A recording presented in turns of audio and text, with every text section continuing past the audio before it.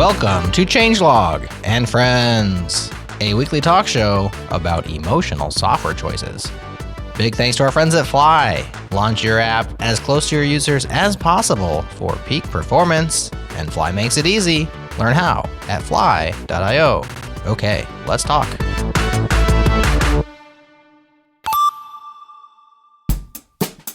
Well, Cloudflare's Developer Week is over, but there is so much to cover from that week, and I'm here to give you a roundup, so here we go. Their fully distributed serverless database, D1, went GA. It now supports 10 gigabytes of data, and they added new exporting solutions and insight tools.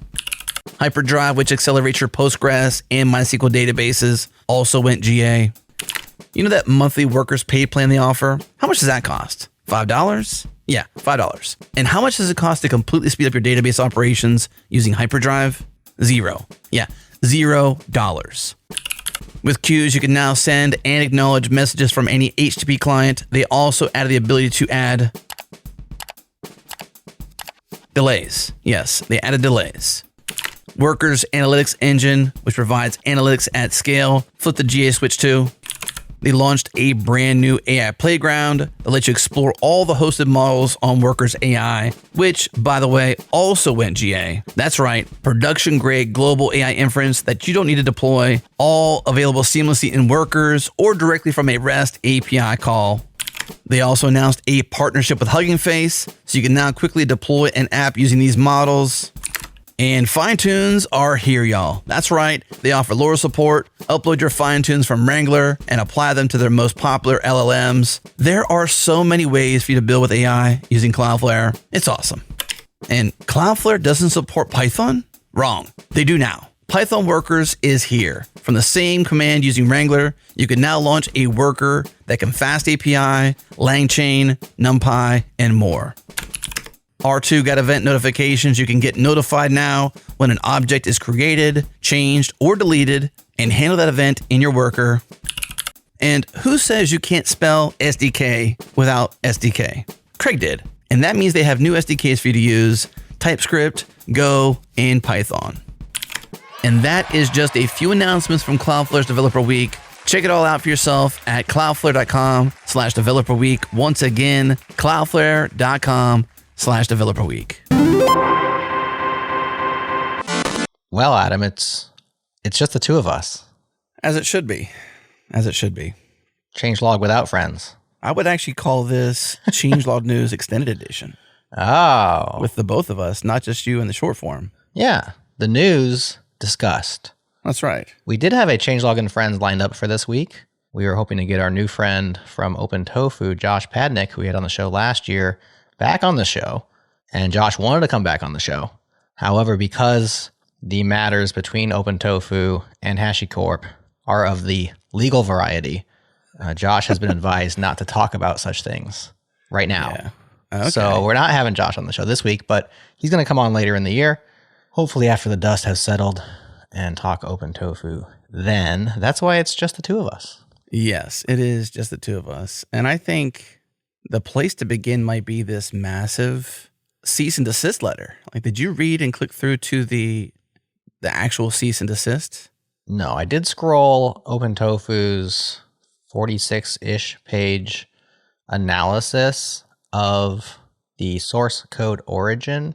I didn't read the whole thing, but I scanned it and looked at different headlines. But I did not read the entire cease and desist. So catching everybody up, for those who don't listen to Changelog News, this has been an ongoing issue over the last week or two between Hashicorp and OpenTofu, the fork of Terraform, around did OpenTofu, in their desire to retain feature parity with Terraform as a fork, did they copy Hashicorp's now BUSL licensed code on a new feature into the fork? So the cease and desist, Adam, what you're going to say about it? It's massive. Yeah, I went ahead and assumed everybody was caught up. So thank you for clarifying the catch up quickly, because you're good at that. And I missed that note. But I don't really have any deep analysis aside from the fact that it's long.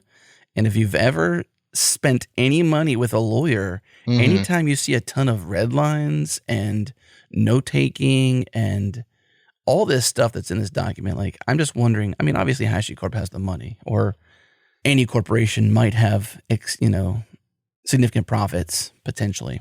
There's a lot of redlining in here. There's a lot of redlining in here, going through things, and just a lot of detail for a lawyer to draft this letter on their behalf, because that's obviously what's going to happen there, right? So there's been 104 additions, 120 deletions, 19 moves, or move from, and then 19 move to. And that's basically the document tracking of how this document changed. And this is prior to being sent to OpenTofu. So this is the version control on the letter to OpenTofu. This is not on the source code in question. This is like... Right. This is like... That's kind of cool. So they published the whole letter that you can read, even the revisions. You think they'd want to strike stuff? Yeah, I don't know why they would give the full... I think it's a legal thing to provide all of the... Transparency. Yeah, they call them changes, I believe, or track changes is a terminology. There's 262 total changes in this document prior to being released to the accused, which is AKA OpenTofu. Yeah. And so just pointing out, like, how much money and time was spent in prep for this. Oh, I know. It's serious matters. These are serious things, which is why it was like... Right. I think any lawyer would say, yeah, going on a podcast and just talking about something while it's in the process. Because, I mean, okay, so the cease and desist came out, and then OpenTofu issued an official response, which also had a lawyer's written letter. And now it's kind of in Hashicorp's court, right? Like, the ball's in their hands. They might take them to court. They might drop it. I don't know what they're going to do next, but it's very much an ongoing thing. And so the smart thing to do with ongoing legal matters as an individual involved is just not to talk about it and let the lawyers do all the redlining and the green lining and all the official words. Yes. A lot of pages, a lot of pointing to different files in here. Now, I really wish I'd taken the time to do this audience full on justice and have had a straight up analysis of this document, but it's linked to from OpenTofu's response. So feel free to dig in yourself, but there's lots of pointing to particular files, dates. There's a lot of redactions in there too, in terms of, I guess, probably just like sensitive information, maybe names and stuff like that, addresses potentially.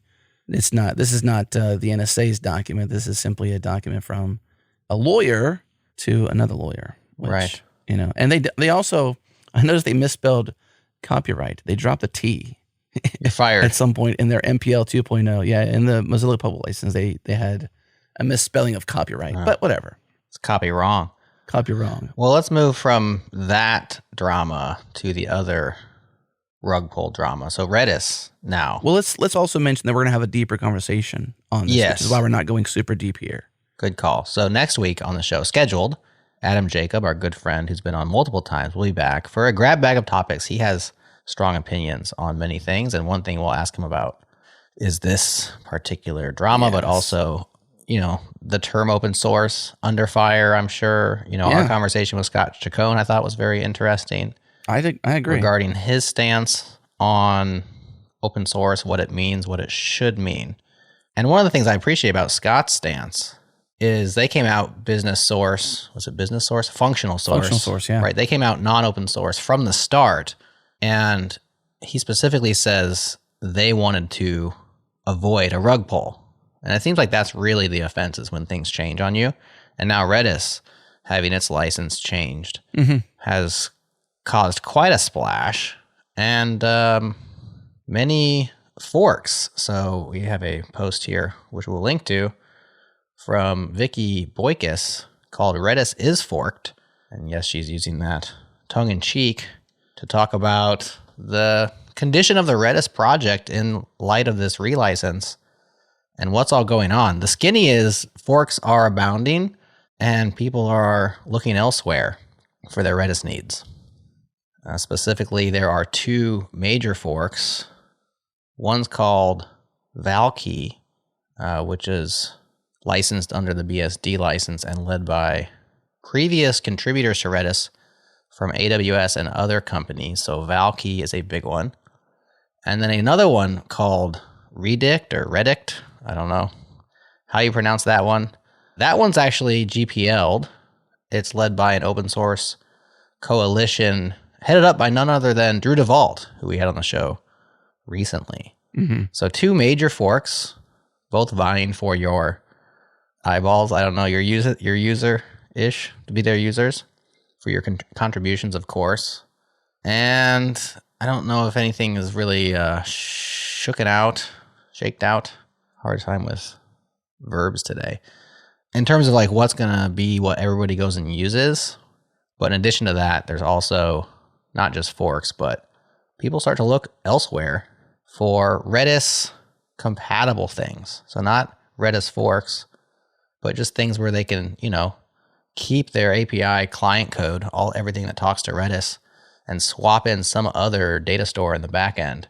Two that are interesting, one from Microsoft called Garnet, Garnet, which is in C# and obviously has Microsoft pedigree. It's supposed to be very fast. And then another one I thought was pretty cool, which got my attention, is called Redka, Redka. That is not a Redis per se, but it's a Redis compatible Go program written by a fellow who's been on Changelog News a handful of times recently. I'm thinking about getting him on an interview show, Anton Zianov. And so he's built Redka in Go, which is Redis with an SQLite backend. So pretty cool relational database under the covers. Gonna be slower. He says it is slower than Redis. 2 to 6 times in his benchmarks, but still pretty fast. So lots of, activity in the wake of this one. And people are trying to get out there and replace Redis. They do not want a non-open source Redis, it seems. One thing that Vicky says that I thought was kind of notable, because I think, okay, there's details here, but then what's the trajectory of Redis? Yeah. And those that intend to be the official fork or the new fork or the new Redis, whatever it is. And she says, the old Redis was for developers. The new Redis is for enterprise sales and for generative AI. It's true that it's not yet entirely clear what all this means for the future of Redis software. So I think that's what I think about. Is like, okay, great. Rug pull, not cool. You can put that on a t-shirt. Rug pull, not cool? That's right. It almost rug rhymes. Pull, not cool. Yeah, I like it's that. An off rhyme. It is an off rhyme. It's a slant rhyme. I rap, but I'm not good at it. Yeah. That's cool that it's not cool to rug pull. It's your prerogative. Go ahead and do that if you want to. But where does it go from here? Does it simply, can someone rewrite, like you said, in Go? Is there a re-implementation? Is it a fork and a takeover? Or how does it live on? Should it live on? Should it be re-manifested in a new way? Because there's ideas here that Redis did for caching amazingly. Mm-hmm. But is the state of the current software the best implementation of it? Right. And the cool thing about Redis, what is Redis's innovation? What is its legacy? And the answer to that was it was a cache store that was more robust and useful than a typical key value store where you put a key in and you get a value back out and maybe you namespace it. Redis has rich data types, but not very many of them. So few, in fact, that Anton Zianov could re-implement quite a bit of it, at least the API, on his own in what seems to be a short amount of time. I didn't check the history of his repository, but that's what people loved. It's like, give me a fast data store that has these rich data types, strings, sets, lists, maps, etc. And that was cool, and it was well written, and it was steady as software. It was very reliable, and that was Redis's thing. And that thing is awesome and brought a lot of joy to a lot of us, but it's not that hard to do again with a different backend. Mm-hmm. Maybe a faster one, maybe a slower one, maybe a simpler one, maybe a more complicated one. And so I expect, Cambrian explosion of Redis-like projects to come out of this, and then we'll see what happens. Certain ones survive, other ones don't.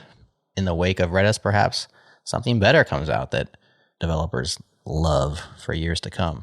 Mm-hmm. So I'm kind of putting a fork in it. No pun intended there. I think it's nice one. I think Redis as a thing, I'm kind of thinking about it now and in a past tense way. It was awesome, but no longer. No longer. There you go. What's next? That's what I'm thinking. Our friends at Fire Hydrant offer modern engineering teams less stress from ring to retro, full end-to-end incident management, alerting, on-call, and of course, streamlining every aspect of your incident process. From webhook to alert trigger to notifications to incidents open to retro tasks to mean time to X analytics, everything is inside FireHydrant for modern engineering teams. And what you're about to hear are real reactions from PagerDuty users when seeing signals from FireHydrant for the first time. PagerDuty, I don't want to say they're evil, but they're an evil that we've had to maintain. I know all of our engineering teams, as well as myself, are interested in getting this moving the correct direction. As right now, just managing and maintaining our user seats has become problematic. That's really good. Actually, this is a consistent problem for us and teams. Is that covering these sorts of ad hoc time frames is very difficult.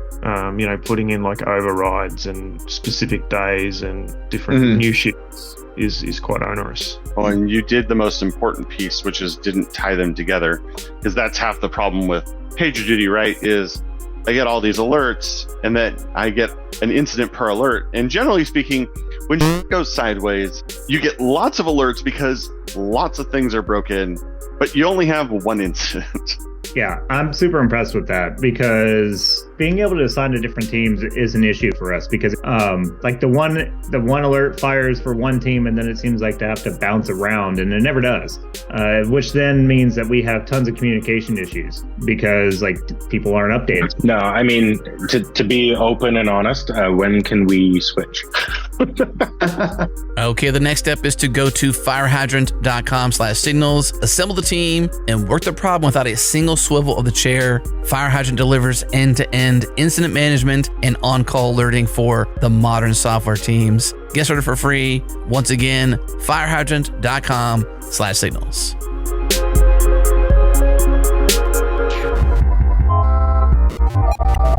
What's next in the news? Well, I got an Instagram DM from my wife. Okay. Newsworthy. About a new humanoid that moves like no other robot we've ever seen before. Yes. And you put it on your list. I was like, okay, this is great crossover because ours technically covered this. I have not read this yet, but I will dig in with you because, wow, that thing stood up so amazingly. Yeah. And I was actually quite scared when I saw it do exactly that. So I was like, worst dream ever, cue suspenseful horror music for movie kind of thing. Exactly. So this is Boston Dynamics' latest humanoid. If you recall, they had their Atlas robot, which was this big, bulky, hydraulic-based thing that was really cool and did a lot of impressive demos. You know, it could even do flips. It could traverse difficult gymnastic. Parkour. Yeah, it could do parkour. And so it's like a favorite thing of the internet. You know, we like to watch these little videos of Atlas. Now they have a new Atlas, and it shares the same name as the old Atlas, but that's about it. So instead of it being hydraulic based, it's entirely electric, which makes it lighter and removes a lot of the constraints of Atlas. So when you're pushing hydraulics through a system, you know, you got all these cables, and the cables have certain lengths. You don't want it to be too long, too short. And so that really limited how Atlas could actually move. It could only move in certain ways. But this new Atlas, which they've demoed, and there's like a 30-second video out there of it standing up from a laying down position, is A, very impressive, but B, super creepy. Like actually, I should read the Ars Technica explainer, because it actually says specifically how it stands up, and it does a better job of it than I would off the top of my head. Let me read this. All right, so here's their explainer. So the body is lying face down, and the legs swing up into the air backward and get placed down to the left and right side of the robot's butt in a crazy contortionist's pretzel position. You really got to watch the video. Both feet get placed flat on the floor, and the robot completes the deepest squat you've ever seen, with the hips rotating something like 270 degrees. From there, the robot's body is facing away from the camera. We're not worrying about the head just yet. And then it does the wildest robot turnaround you've ever seen. Just below the hip joint, there's another 360 joint in the thigh with no human analog, allowing each leg to longitudinally spin around. So without moving the hips or robot body at all, the right leg does a 180 spin in place and goes from knees and toes pointing away from the camera to knees and toes pointing at the camera, and then the left leg does the same. Then the whole torso does a 180, and suddenly the robot is facing a different direction. It's a 0 radius turnaround, but even that doesn't seem like an adequate description. It's crazy. Yeah. I mean, I watched it like 5 times, but it very much, I mean, in our last show with BMC, I mentioned Terminator 2, right? One of the best sci-fis. Yes. And the T-1000 could do things that, humans couldn't do. Of course, he could like melt through stuff and do all kinds of crazy contortionists. And this doesn't give me T-1000 vibes, but it gives me Terminator vibes. Like the way it moves is so powerful and interesting. Like, yeah, humans couldn't do it because it has that turn radius. It's like, how some people can like make their arms go out of socket and like rotate them all the way around, and it looks so wrong when they do that. That's just the way this thing's built. I think about all the software involved, and just, I would say probably sensors is the basic generalization of how to balance this thing. Yeah. Like when it stands up, it begins to walk at you before it fully turns around. Right. Like it starts taking steps at you. And then just imagine, as you said, Terminator, a future where maybe we no longer have the control over this thing, and it has, whatever the future of generative AI is there. The new Redis is powering its cache, of course. Of course.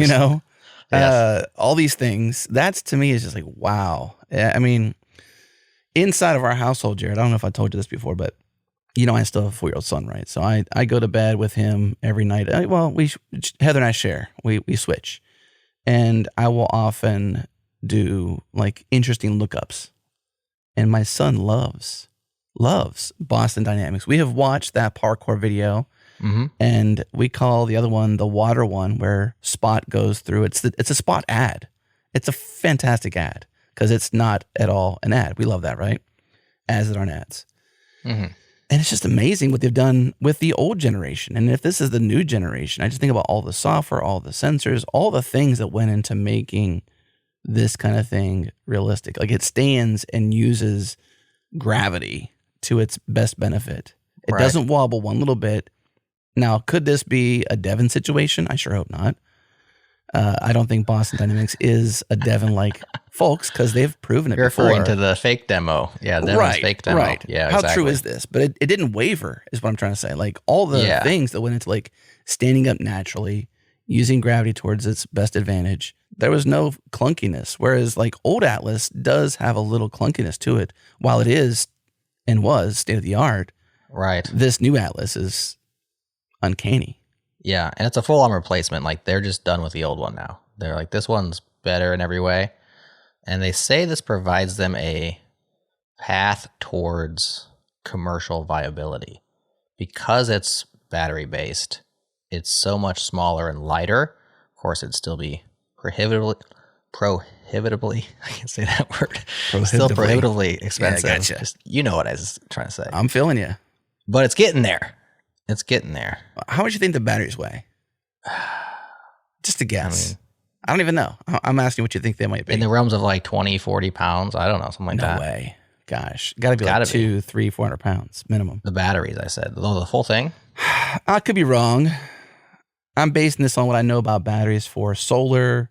And I'm also basing this on the recent thing I watched where they were talking about how basically impossible it is for these batteries to replace semi-trucks on the highway. That a single battery is like 8,000 pounds. So a battery to power this, I suppose it depends on the longevity of the battery too. But my guess is a couple hundred pounds. I would say overall the entire robot I would put in the 400 pounds range. Just by watching it, I could be totally off on that. But yeah, it's getting there. It's got these big old meat hooks. I mean, it'll be useful pretty soon. They do say, and maybe we can end with this, the official blog post from Boston Dynamics says that in the months and years ahead, they're excited to show what the world's most dynamic humanoid robot can really do in the lab, in the factory, and in our lives. So they want to bring this to a home near you, or to your home even, if you have enough money. So I'll stand corrected.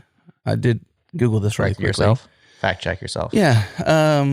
It says Atlas, the prior version, weighs 89 kilograms, which is roughly 195 pounds, give or take. Oh, wow, that's light. So if this is a fraction of that, Jerod, as you said, I mean, well, as they said, you said, they said. Somebody said this. Someone said it. Right. If it's a fraction, and it says this, it's a fraction of the size and weight of a hydraulic version. So if that's the truth, then let's just say a fraction is 20%. Half? Yeah, I mean, okay. I mean, a fraction, I'm trying to give them like maybe 33%, okay, to do thirds. Sure. So what is that? It's like 70 pounds? Yeah. So then the battery's got to be half that probably-ish. I mean, it's got a frame and everything. I don't know. I could be wrong on that part too. I'll admit that as well. Jeez. Anyways. These batteries weigh a lot. Smaller and lighter. I mean, at less than 100 pounds, you could carry that sucker around, throw it in your trunk. Mm-hmm. Oh, could you imagine? You open your back trunk and that thing unfolds out of it and starts walking towards you. Ooh. So I got a little plus treat for folks I'll mention right here at the part of the show. And you can even leave for this, Jerod, unless you want to stick around for it. But I have a story that I had ChatGPT write my son. Oh, you're not going to read it, are you? This is the prompt. I said, I need a story for an awesome 4-year-old that includes Boston Dynamics and the coolest robot dog ever called Robotron. And it wrote me a story. And so the plus for the show will be me reading you that story. You're going to read it? Listener. I'll read it, yeah. Awesome. Because we're talking about Boston Dynamics. Why not? Love it. All right, what is next? Let's run through some more news. Well, last time I checked, Jerod, Zed is not dead. It's very much alive. Zed is very much alive. Yeah. Are you a daily driver now? As I'm a driver when I code. So which is to not call myself daily. a daily. Yeah. Fair It is enough. the only editor I use. Okay. Although I do go back to Sublime Text for option mousing selections. You ever do that? I use Sublime Text for a few things still as well, and it has to do with text selection with multi-cursors and the way you can do stuff. So, yeah. Zed's not quite there yet for me. I think there's ways to accomplish it, but they're more cumbersome. So I felt that pain too, and that's why I keep Sublime Text installed. That's why it's not gone Same. yet. It still has use. Same. Only in that regard, though. Although my needs are not deep, I do find Zed pretty fun. And then our friend, Thorston Ball, shared a post from Vim to Zed. He'd been a 20-year user of Vim. That's a long time. And now works at, what's the name of the company? Something Industries? Zed Corp? I don't know. Zed Inc.? Is it Zed Industries? I thought it was something different than that. Zed Industries, maybe? Oh, it is Zed Industries. Jeez. Nice call. Sorry about Did Thorston that. switch to Zed because he got a job there, or did he get a job there because he switched to Zed? Well, that was, I think was the question, was he had addressed that. He says, some friends have asked me about the switch. Quote, now that you now work at Zed, are you using Zed instead of Vim? End quote. And so he wrote about it. So I think you would want to start using the editor you work for. Like you work for Zed Industries, so it would totally make sense. Totally. But I got to imagine he used Zed before. It wasn't like, oh my gosh, let me go work somewhere else. Oh, by the way, they make an editor. I should probably use it. I don't think that's Thorston's thought process. Just how I know him. Prior to this, he worked at SourceGraph. He's been on GoTime a couple times. Has written compiler books. Very well done in his career, and I would say a very thorough thinker. I like the way Thorston thinks, honestly. And so he kind of covered some things he likes about Zed in regards to coming from Vim. And obviously Vim mode is the easy one. Vim proficiency, he said he's used Vim professionally, intensely, admiringly, loudly for the past 13 years. So I would imagine the opinions he shares are pretty thick and pretty on point given that rich history. Yeah. What are your thoughts? Well, I can definitely see it. And I've never been a fan of Vim mode myself, having deep Vim roots, but also enjoying nice, pretty GUIs editors. I've always turned Vim mode on for a few minutes, and then it's been uncanny valley, and there's stuff missing, and so I end up turning it off. And eventually I just got used to the way Sublime Text worked, and I was happy with that. So I wouldn't use Vim mode myself inside Zed. I do not use Vim mode inside Zed, even though I use Vim in a terminal throughout the week as well. But I can see how it would help people cross that chasm, and keep some of the speed they're used to by being keyboard-based nav. I mean, if you have all of Vim's keyboard shortcuts internalized, there's no faster moving than that. And so to use an editor like Zed, where you're tempted to take the mouse and point it at a spot and click on it, you're going to slow yourself down doing that. So I understand why they need to have Vim mode for adoption. I also understand why Vim users would want to have Vim mode. I've just never personally liked it enough. It's always kind of left me hanging or doesn't support my particular nav. That's the thing about Vim is you can create your own style of navigation based on whatever combination of keyboard strokes that you like. And people navigate in different ways. And so if it supports all of Vim's motions, which I doubt it, then it'd be fine. But there's always some lacking. And that was frustrating for me. But I am still, to this day, Zed Daily Driver. There are some things that bug me about it. But I do love how often it's updating, like a couple times a week sometimes. Relaunch and see what's new. And they're adding stuff that I want. So Emmet was recently added as a built-in extension, first-party supported extension. Emmet, for those who don't know, is the HTML text expander library where you can type, div dot title and it'll be div class equals title, and you can say x3 and it'll do 3 divs class equals title, and you can get real fancy with it. I just use it for basic HTML text expansion. But then there's things that bug me, like it only works if your document's set to HTML, which in cases that you have a templating language, you have it set to something else. Right. And so Emmet's not available. It's just early days. I also don't like how it doesn't seem to detect correctly multiple languages in the same file.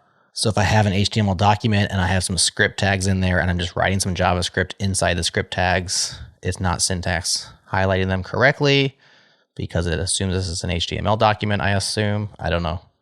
Stuff like that where it just like needs the polish. But we know Nathan and his team, like they're going to polish this sucker up.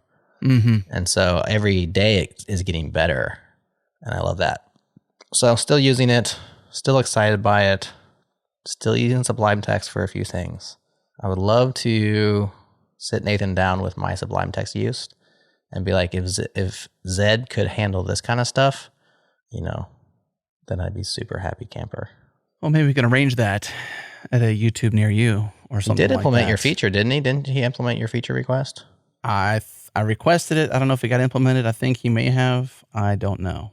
One thing I'm actually noticing is that Thorston did say, I work at Zed because I used Zed and found it very interesting. So this switch from Vim to Zed is obviously part of his decision to work there.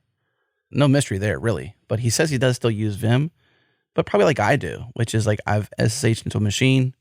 I'm not going to use anything else. Vim is there. Edit a config. WQ, out, see ya, done. Right. Totally. So there you go. Zed is awesome. I use Zed. I like it. Up next, let's talk about something that Justin Searls is using that most people are not using. And that's the Apple Vision Pro. Justin recently wrote a post titled, Vision Pro was a better deal than my Mac Studio. So he is all in on Vision Pro. I know many people have moved on. Like it made a splash. You got all the reviews and you got all the memes and the people walking around, Times Square, stopping in the middle of the street and like doing some sort of Vision Pro motion and then keep walking. And they're like, this is what life's going to be like now. And then that kind of the luster wore off, and many people are now writing their posts about how they're not using their Vision Pro anymore and it's a failure. And Justin is, however, the voice of one crying in the wilderness here. He's saying he's still using his Vision Pro. It was a better deal than his Mac Studio. And he says he's been using it for no other purpose than Mac Virtual Display. And he uses it for that for 4 to 8 hours a day, 7 days a week. So he's spending 4 to 8 hours, even on a Sunday, with this thing on his face. He says, meanwhile, my brand spanking new M2 Ultra equipped Mac Studio and 32-inch 6K monitor are collecting dust. This sounds a little bit like a humble brag coming from Justin with the gear that he has. Yes. More than that, he says, I'm getting more done than at any point in my career. And he's more productive now, he thinks, with this thing strapped to his face than he was with any other setup in his life. What do you think about that, Adam? I ain't mad at it. As my good friend says that runs Me Church, Matt Pittman. It's something he says every time he makes something good and he tastes it. He's like, ain't mad at that. Ain't mad at it. You know, it's like it tastes good. It's the response, right? Yeah. So I don't disagree. He's a good tastemaker. So I'm concerned about his neck, but I'm looking at the Mac Virtual Display video that's on the docs page that he links to, and I think it looks pretty cool. So I think if this was a scenario, I can't imagine.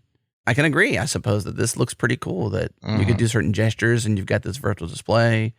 He talks about not having ADHD, you know, as a diagnosis, but talks about his ability to focus. And so I think that that's pretty spot on. I think with a less distracting display, because I find myself doing that. I mean, geez, if I'm like, I got to go to my email to get this information. And then on my way there to my email, I see a different email. And then I'm chasing this thing because like that was an urgent thing or something that caught my attention or something I should do. Happens all the time. Yeah. And then I'm like 20 minutes in and I'm like, what's that doing again? And that's just email. But I suppose that can happen on a virtual display as well if I'm still virtually displaying my email. It looks pretty cool. Whether or not the Mac Studio will continue to collect dust, I don't know. And I'm not sure I can, having not been a user nor owner of this, 4 to 8 hours a day, 7 days a week seems excessive. I would shorten it by at least 2 days and maybe 2 to 3 hours per those days you do give yourself. Yeah. But hey, maybe he's excited. He's a new kid in the candy store. He's got a new toy to play with. Yeah, it sounds like he certainly is. He certainly is. He's doing it since February, so now it's April 18th as we record. That's a decent amount of time to continue something. He does say he has this, like you said, Mac Studio, very fancy monitor, which is 5 feet away from him. And he says he's barely touched it over the last 2 months. Instead, I'm lounging in my knockoff Eames chair and typing with my MacBook Air on my lap as I gaze straight ahead at a massive screen and sip my coffee. So he's painting a pretty nice picture. He says this helps with posture and, like you said, focus. Even though he doesn't have ADHD, of course, he has the same thing we all have, which is the ability to easily get distracted. Yeah, distractibility is out there. It's so hard to beat. And so the overall gist is now he says he's instead of sitting at his computer for 6 hours and getting a few hours of work done, he's getting 6 really great hours of work done with this device versus in the other world. I can't argue with it because I never worn one. I never tried it. Maybe he's living in the future and we just haven't arrived there yet. Maybe he's just the only one who likes this thing and everybody else is back to their... I mean, a 6K display is pretty nice if you ask me. Well, I think my hinge for this is not its usefulness. I just worry about until it gets a smaller form factor. I think he's probably spot on with the usefulness. It's the ergonomics. It's pretty heavy. Yeah, I couldn't imagine wearing that for 8 hours. Like even my headphones, you and I wear big studio headphones when we record and when we edit. I take them off in between. If I'm not recording or editing, they're off my head because I just do not want something on my head for that long. And I couldn't imagine even if it's in front of your eyes. But I don't know. Works for some folks, I guess.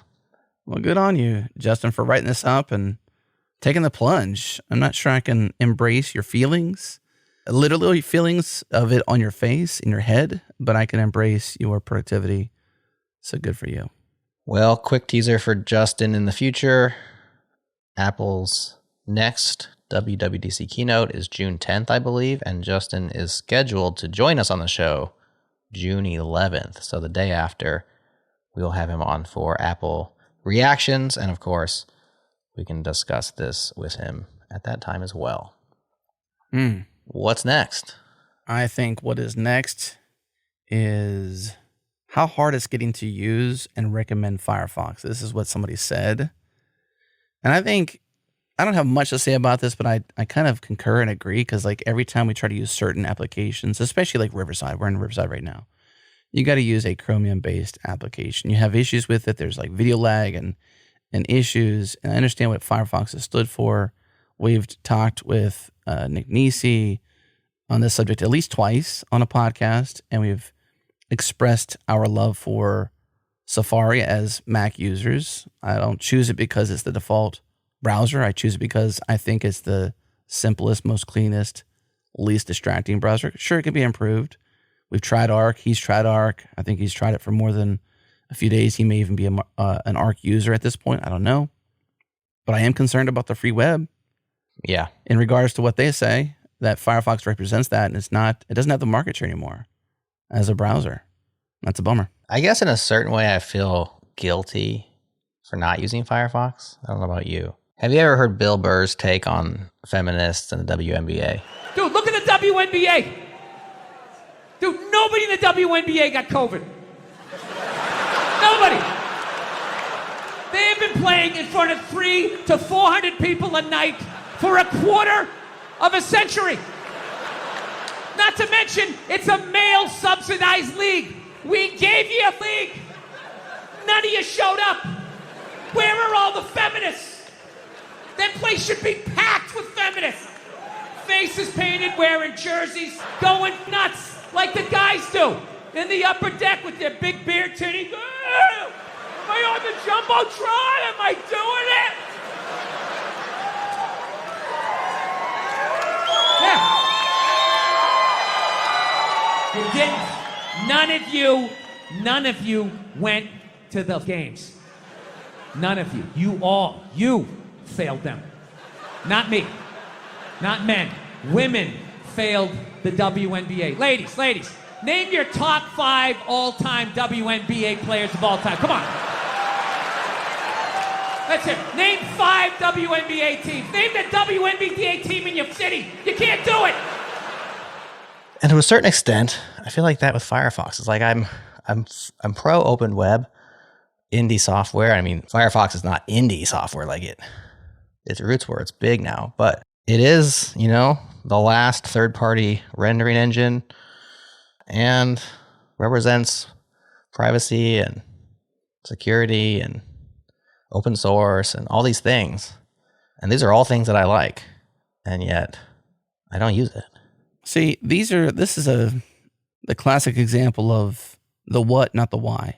The why, I think, is challenging because it's not the what. It has the privacy, it has the focus, it has the various things, but it's the why should you use it that really I think Chrome, the Chrome dev team, Safari's team even, in a lot of cases, have led the way with, new and burgeoning web standards. I don't know if Firefox is innovating on those levels like Chrome has, which is why applications like Riverside and others that leverage like newer technology for the web, they're gaining steam and adoption. I can also say that Google's much bigger than Mozilla has been ever. So how can you be this? They're an incumbent, really. I mean, they conquered over Internet Explorer, didn't they have way more market share before Chrome came about? And then that all went. Chrome took a lot of their market share. Right. Them. But they had a lot of it though. Didn't they have like a major resurgence for Firefox? It was the most used browser at one point, wasn't it? No, it was a large minority.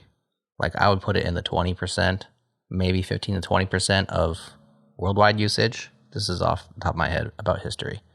And now it's back down to like 3 to 5%, I think. But it got enough of a hold that it needed to be taken seriously and supported by websites writ large. And so that really broke the stranglehold of Internet Explorer, or as we used to call it, Internet Exploder. So it's significant, and it's definitely lost a lot of market share since then, but it never got to a majority. And I disagree about their support for burgeoning web standards. I feel like Firefox has always been right there with people in the game, writing the specs, implementing the features. Of course, different browsers have different priorities. Safari, there are certain things that Safari team just doesn't want to build for business reasons. There are other places where Safari has been the first one to implement things, especially there are things that Apple likes, like font loading and performance things and security things. So that's a tough one for me to really make strong claims about. I think Mozilla as a corporation in the last 10 years has gotten distracted from Firefox and hasn't funded its development, even though it's the cash cow of the organization, by pulling in that Google money for search. And so they've gotten distracted with like the mobile OS, Firefox OS, was it? VPNs, other things, other products that haven't got the usage that Firefox has. And so for that reason, I feel like Firefox has definitely got to where it used to be like nimble, fast, private with extensions and tabs. And that's what got it to where it was. Mm-hmm. And it still has tabs and it still has extensions and it still has privacy as far as I can tell. But it got kind of memory hungry, kind of slow. It's always been, at least on Mac OS, in my opinion, an ugly looking piece of software. No offense to the people that work on it. Much respect for you all. It just hasn't spoken to my sensibilities. And I don't know. But it definitely stands for a lot of the things that I believe in, and yet I don't use it. Yeah. Well, let's say, let's lay that invite down one more time. Mitchell Baker, you are welcome here. We agree with the health of the internet being very important. That's why you exist. We don't disagree with that. And we'd love to talk to you about your mission-driven company focused on privacy and the health of the internet and all that good stuff. Well, I think the one caveat that I can mention for this person that wrote the post, let me get their name in place. What is their name? The blog is called Technically a Blog. Person's name, I don't know yet. Nicole. It's Nicole. She says, I'm a software engineer and I run Fedora on my personal laptop. So that might be potentially the problem. I love Linux. But sometimes video things and audio things, as we know, Jerod, on Linux can be challenging. She says, this particular bug that she was referencing on why this was an issue, and you can go back and read the post, of course, was on the latest version, and by running a bleeding edge distribution, I got cut. I didn't have the same issue on my work laptop running an LTS version of Ubuntu. So in some ways, it's a problem of my own making, and there was a workaround. So the reason for this post could have been potentially avoided. But I think the premise of the post is essentially that there are show-stopping bugs that keep surfacing for folks on Firefox that make them have to choose a different browser. And that's the challenge. Agreed. A side note, Mitchell Baker is still involved, but no longer CEO. Is that right? There. Yeah, she stepped down. I think she's like in charge of AI, internet safety and AI, and they named Laura Chambers, who was already a board member, as the interim CEO. I definitely reached out to Laura Chambers and asked her to come on the show. I don't think she said anything back, but open invitation. We'd still love to talk to Mitchell on the show. I'm not saying for that reason we don't want to talk to Mitchell. For sure. I'm just saying we'd also open invitation. Invite rescinded, Mitchell. Invite rescinded. Yeah. I'm just take kidding. It all back. I should have noted this too, because on the homepage it says executive chair of the board now, not CEO. So that's my bad. And I'm not sure how long the interim is going to last for Laura, but we'd love to have you on the show as well. I would say whoever's leading Mozilla that wants to talk about Mozilla and its direction, and 100%. To lay a guilt trip just heavily upon us to make us use Firefox or whatever again, please come on and lay it on us. We will welcome that. And we might argue a little bit, but we'll have fun doing it. We'll argue from our emotions, probably. That's right. That's how we choose software a lot of times. Isn't it emotional? I mean, I feel like it's so emotional. Or are you utilitarian, like the best tool for the job every time?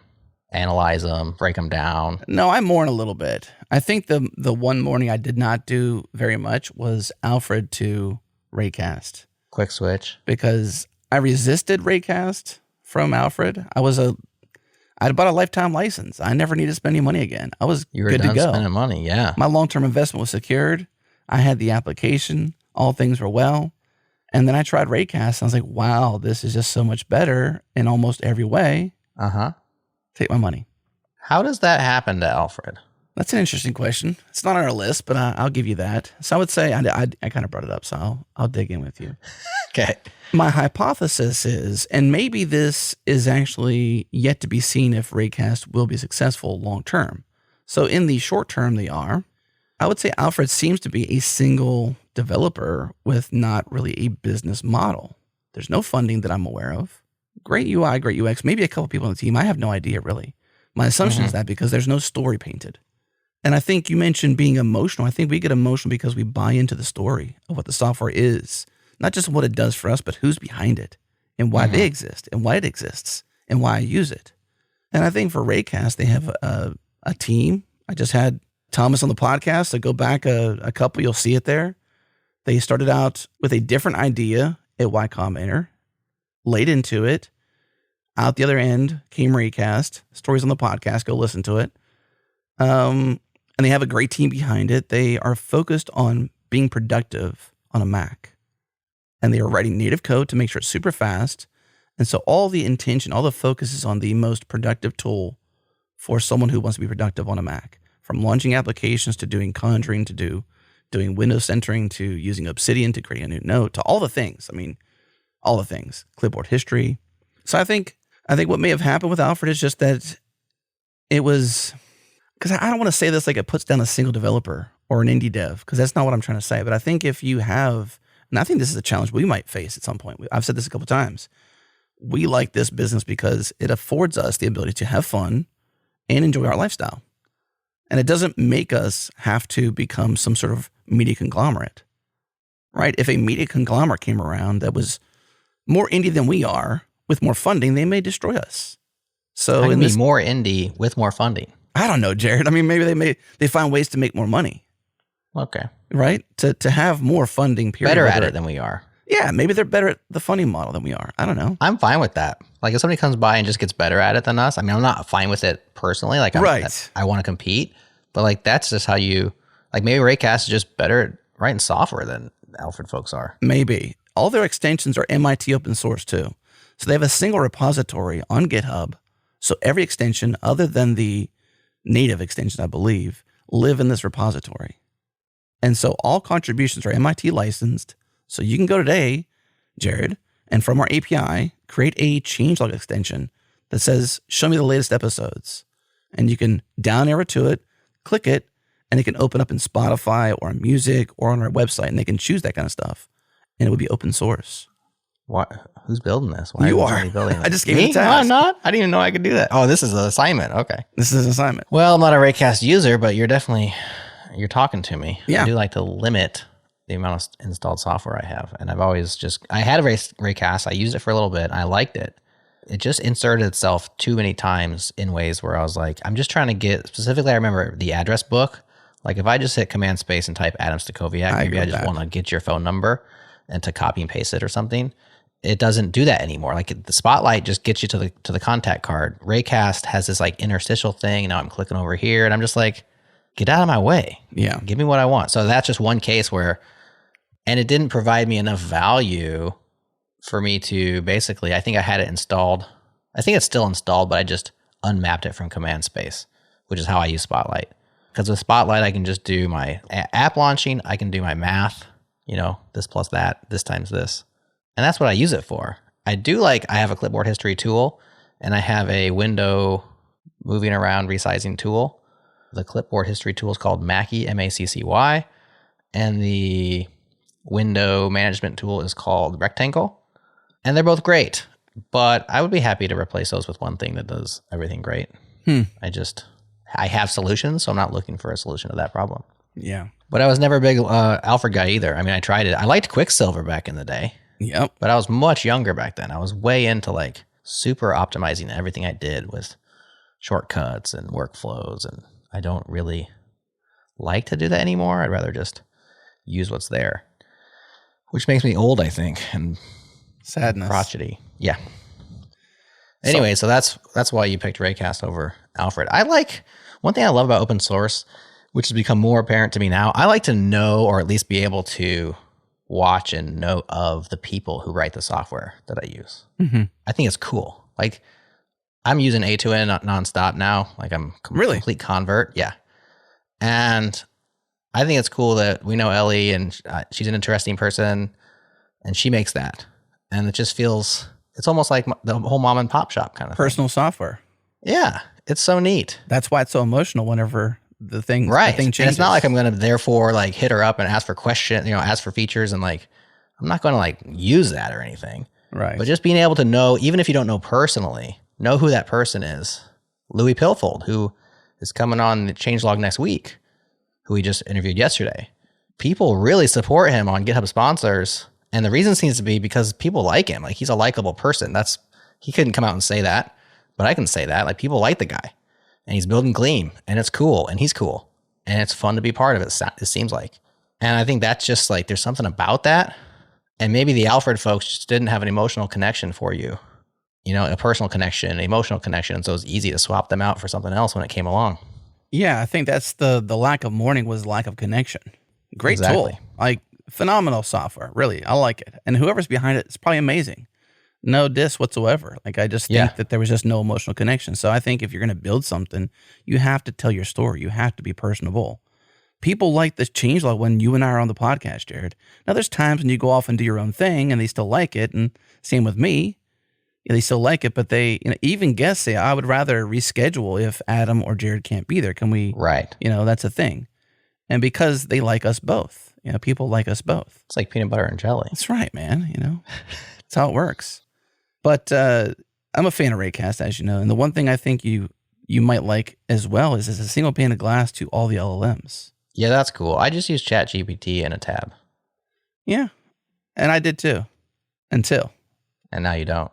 So it's not there yet. It doesn't fully replace it. Okay. So here's an example. And I'll share some of my laziness with the audience here. I shared a prompt with the AI ChatGPT 4 inside of Raycast and said, go to this post and give me 10 notable highlights with direct quotes from each highlight. Raycast AI failed, and it was ChatGPT 4, so it wasn't like a lesser model. And it said, I can't go browse the internet. And I'm like, nah, I know that ChatGPT can browse the internet because I do it all the time. So I went to legit ChatGPT in my tab and said, do this, and it did it.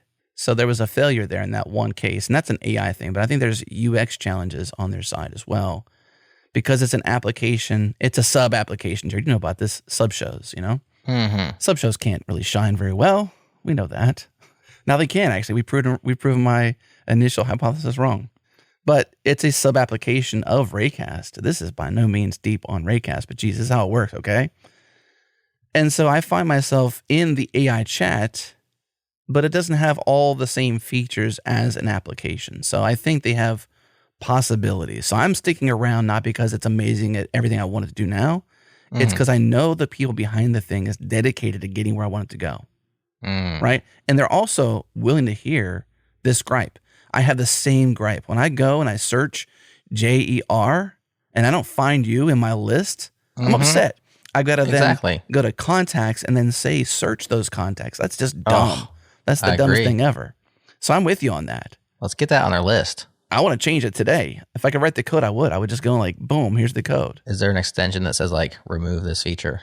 An extension that takes another one out? So I think that'd be cool. I think what it could be is it seems silly that you should have to go to a search prompt for contacts.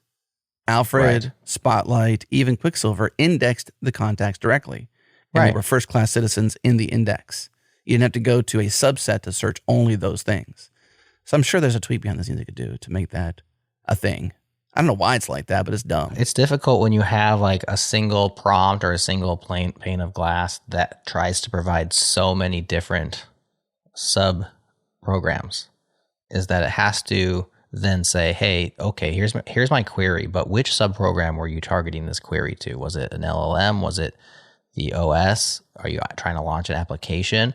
And so they have trade-offs there. They have to decide like what gets the bare query, the empty one where it's just a word or just a phrase versus like, I'm sure you can put a little prefix there with a colon or whatever and like use a subpart of Raycast or something. I'm just talking completely hypothetically because I don't use it, but that's a challenge as a UX designer is like, well, what gets top level search and what doesn't?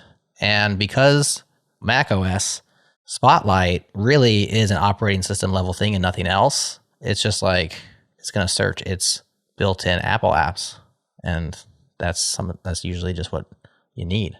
So, but I do feel like that particular use, like, hey, this is just a name of just like pass it off to the contacts app automatically. Yeah. Why not? All right, we've beat this horse dead.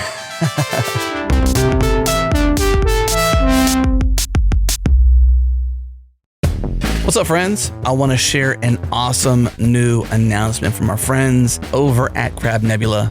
Crab Nebula is the official partner of Towery. For the uninitiated, Towery is a toolkit that helps developers make applications for the major desktop platforms using virtually any front-end framework in existence. The core is built with Rust, and the CLI leverages Node.js, making Towery a genuinely polyglot approach to creating and maintaining great apps. So building applications with Towery has always been an incredibly joyful experience. However, once the applications are built, distributing them and rolling out updates has always been cumbersome. This is why we are thrilled to be part of this announcement from our friends at Crab Nebula on their latest product, Crab Nebula Cloud. The problem really is the cost of distributing applications, the security, and the feedback and analytics. Just thinking about cost alone to distribute new applications at scale, it can get very expensive when bundle sizes compound with the number of users, which further compounds with frequency of application updates. Always be shipping, right? A 500 meg application distributed across 500 users with nightly updates leads to a total of around 7.5 million megabytes. That's 7.5 terabytes transferred in a single month. Now, based on popular cloud pricing, this could easily lead to a bill in the ballpark of around $90,000. That's a lot of dollars. More so, distributing updates requires complex cryptography to ensure that an update is the original safe artifact for users to download, install, and execute. And then collecting meaningful analytics is more challenging with desktop applications compared to web-based services, impacting the ability to make informed updates and improvements. So at the heart of Crab Nebula Cloud is a purpose-built CDN ready for global scale, ensuring seamless integration with any CI/CD pipeline and first-class support for GitHub Actions. And security updates are a first-class citizen. Leveraging the power of Towery Updater, Crab Nebula Cloud provides an out-of-the-box update server that any application can call to check for signed updates, and if the update is available, immediately download and apply it in an instant over the air. And of course, Towery is open source, and Crab Nebula is a company born out of open source, and they're giving back to the open source community by giving steep discounts and subsidies to open source projects built with Towery. To learn more, get started, and check out the docs, go to crabnebula.dev/cloud. That's crab, C-R-A-B, nebula, nebula.dev/cloud. Once again, crabnebula.dev/cloud. Beeper no longer indie. I don't know if it was indie before. It was probably a startup. Now part of Automattic. So this is April 9th. Beeper's CEO, Eric Mijakovsky, now the Automattic head of messaging, writes, I'm excited to announce that Beeper has been acquired by Automattic. This acquisition marks the beginning of an exciting new chapter. That's what they always say. As we continue our mission to create the best chat app on Earth. So if you haven't heard of Beeper before, this really made its name because it unified the green bubbles and the blue bubbles on iOS. So you could be an Android user, install Beeper, and chat over iMessage with a blue bubble. No way. Yes. You can masquerade? Yeah, it was called Beeper Mini. You can't anymore because Apple said no. Apple basically kicked them out for it. They found a very good technical way of getting it done. I don't remember the details. I feel like there was a Beeper middleman, like a Beeper server somewhere in the mix, but they found a way of bridging the TLS and stuff. I don't know. But it was seamless to the end users that you could be on an Android, and as long as you're using Beeper, which is a universal chat app, like bring all your chats into one place, you could chat on iMessage and nobody would know you as a green bubble. And that got tons of users, like right away. Bam. That was called Beeper Mini. Briefly available. It was a briefly available app. And so Apple basically put the kibosh on that. And now Beeper still is this universal chat app, but with only 115,000 users, which, nothing to shake a stick at, but not massive by today's startups.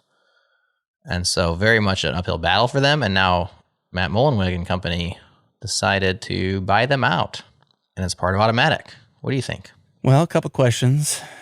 I guess one is an observation, then a couple questions. First observation is on the homepage of Beeper. I think it's super cool that they've got this announcement, one, that they're being acquired, but the interface of showing off Beeper to display what it is, they have, like notifications, I would say, in the UI, in the above fold, this hero image, so to speak.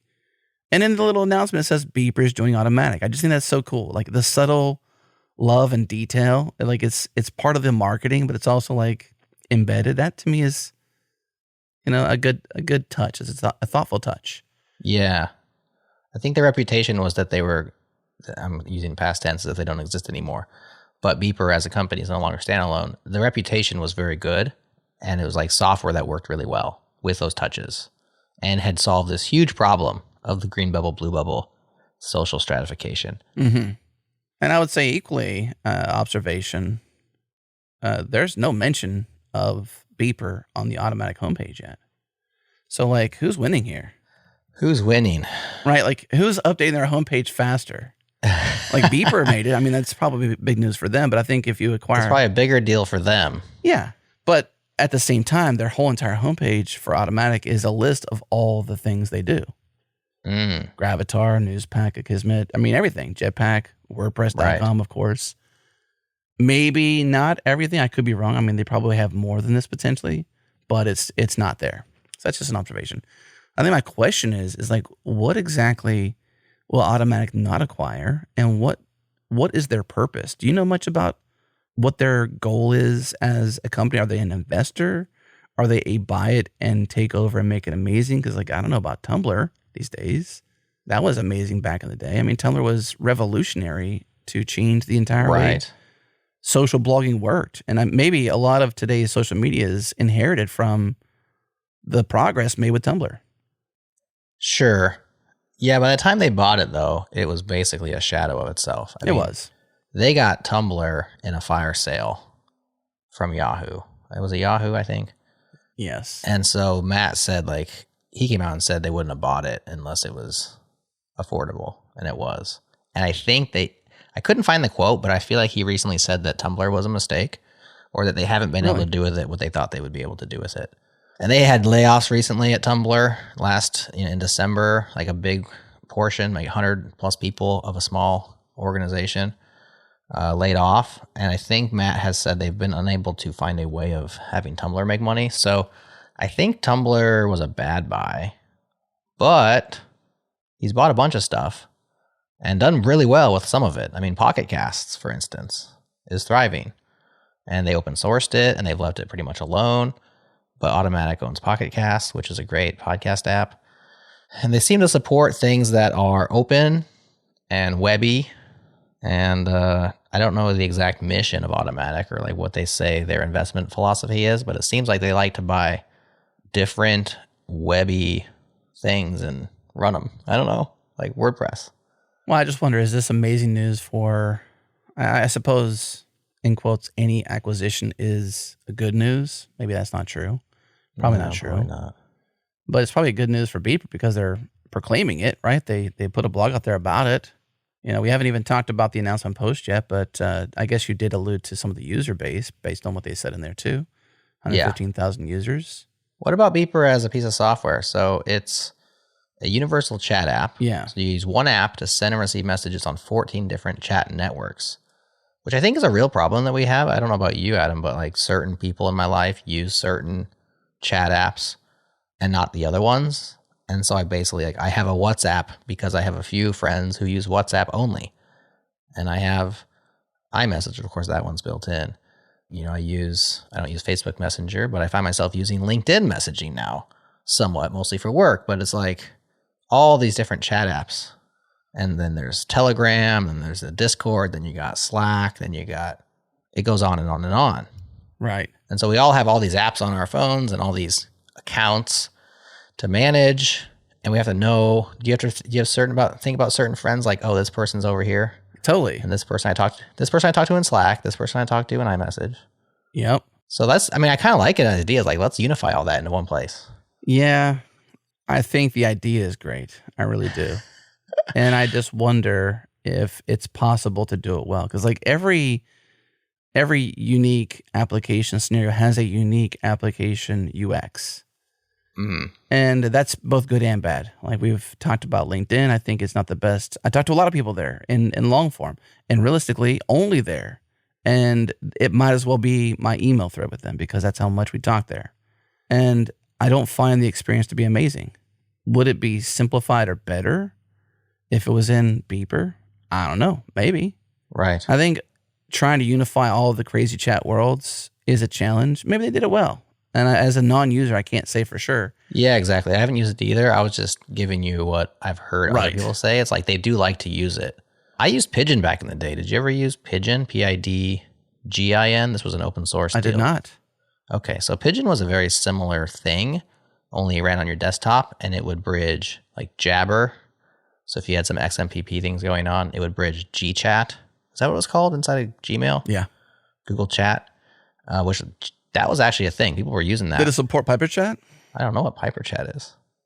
What's Piper Chat? That's from Silicon Valley. Oh, gosh. We almost made it. We almost made it to the end. I baited you, man. You teed that one up. I had to. This episode was pure. Now it's been soiled. Bonjour, IRC, so you can put IRC in there. Oh, yes. AIM, so your instant messenger, your AOL instant messenger. I just feel bad for the developers. They have to support all these like protocols. I know, and they were open source. As you're reading them off, I'm like, gosh, IRC support in a messaging app? Like, wow. That must be... ICQ. You remember ICQ? Oh, yeah. You could do all those inside of Pigeon. And I used it, and it was cool. And I couldn't believe it was free software. This is one of the reasons why I fell in love with open source. Because who writes this for free?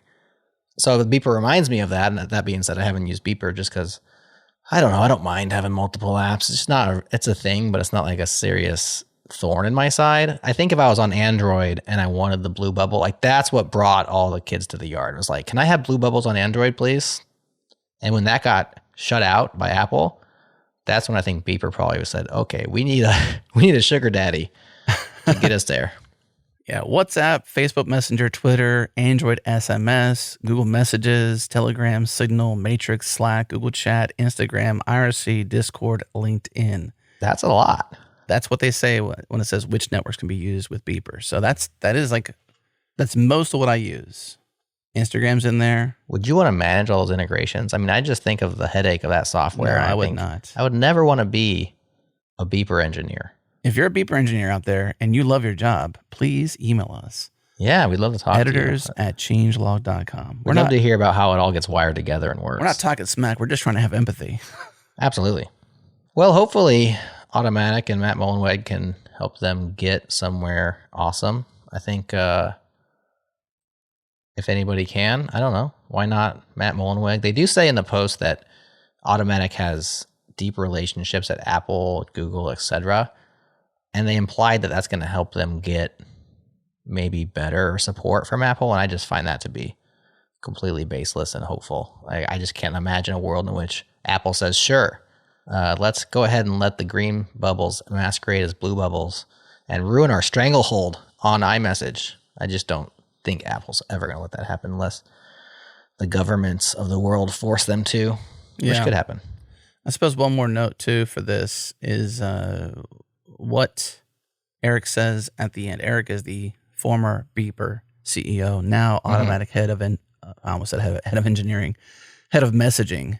Okay. He says at the end of the post, this is a big bet. Automattic is doubling down on chat after their acquisition last year of Texts.com, a messaging app with a similar mission. So doubling down, I mean, literally by buying two, right? Mm-hmm. And if you go to Texts.com, it still is a standalone app. Eric says they're merging worlds. He's now head of messaging for Automattic. So maybe they have a big mission here where they will have the best end-all, be-all, all-in-one chat app. Well, let me put one prediction out there just based on recent history. Open source Beeper coming soon, maybe within the next couple of years. I think they might go ahead and maybe it'd be called something else, but the open source Pocket Cast, that was cool. Matt loves open source. Yeah. And so if they're trying to build one messaging app to rule them all, why not open source that sucker and get the goodwill that comes along with it? He does say they're staying under the Beeper brand. Okay. He's just going to take a little bit of there time. You go. Open source Beeper. Yeah. I'm staking my claim.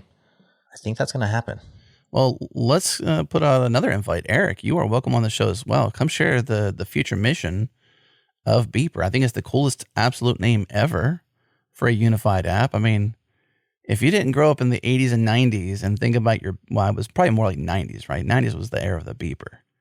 But if you grew up in that era and you literally had a beeper, you know how cool the name Beeper is. And if you're a wannabe that was born in the 2000s or the 2010s and you think Beeper is cool because what's old is new again, well, hey, you're welcome here too. But Beeper is a cool name. 100%. Is that it? That's it. My gosh. Well, in closing, let's mention Markdown, that thing you found, that Vercel app. I think that's pretty cool. Go check that out. Did you mention that news yet? I don't even know. I think I just found it. I think it's probably going to come out in news. Probably be in next week's news. I don't know much else besides it. I mean, I've been using Turndown for so long, which is now at mixmark-io.github.io/turndown. I've been using Turndown forever. Does it do the same thing, or is it doing something slightly different? It's kind of more full-featured. You have left side is the HTML. So you paste the Markdown. You don't get a chance to paste the URL. You have style changes. You can determine the heading style, the horizontal rule style, the bullet style, the code block indent style. So you have a lot of control over it. So I guess maybe in many ways this is better than that. Right. But you can't point at a URL. You have to have the HTML. Okay. And in most every case, I've got the HTML. So you are talking about Turndown, the one that I'm linking up. So this is a cool tool that I found this week. Markdown Down is what it's called. Double Down. Yeah, as you mentioned, it's on the Vercel platform, just as a subdomain web app. Convert any web page to a clean Markdown with images downloaded. And so I'm looking at Turndown now for the first time. Yeah, I think it's more full featured in terms of you can control the output a little bit better. This one has a few options, but you can just paste a URL to this sucker and it'll actually go out there and fetch the HTML and all the images and everything, and it will separate them out and turn that into Markdown. I just find that to be very useful and something that I just found it. So I'm probably going to be starting using it, because how many times do you want some HTML and just turn it back into Markdown, you know? Yeah. So cool tool. We'll link that one up in the show notes. One quick plug for this fella, Asad Maman. I'm going to assume that's how you say his name. His Twitter bio says, build something people don't want. Okay. But it also links up what he does in his Twitter bio from his homepage, and he is making something called Playroom.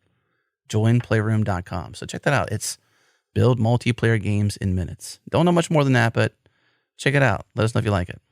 All right, that's that. Thanks for hanging out with us, everyone. Next week, we will be back with more changeloggy goodness. Any final words, Adam? I can't wait. I'm so excited. Let's do it. All right. Bye, friends. Bye, friends. Stick around for Adam's story. Plus people. Here it comes.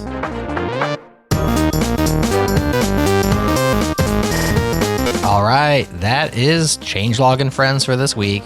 Thanks for hanging out with us. Subscribe now if you haven't yet. And if you're a longtime subscriber, I'm trading free sticker packs for 5-star reviews, but only for a limited time.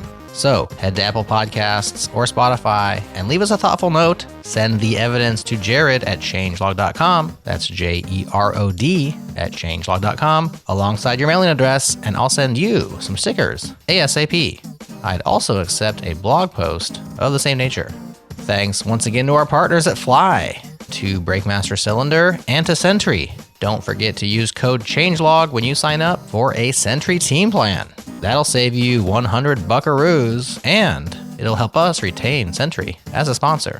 Next week on the Changelog, news on Monday, Louis Pilfold, the creator of the Gleam programming language, on Wednesday, and Changelog and Friends with Adam Jacob on Friday. Have a great weekend. Leave us a 5-star review if you want some stickers, and let's talk again real soon.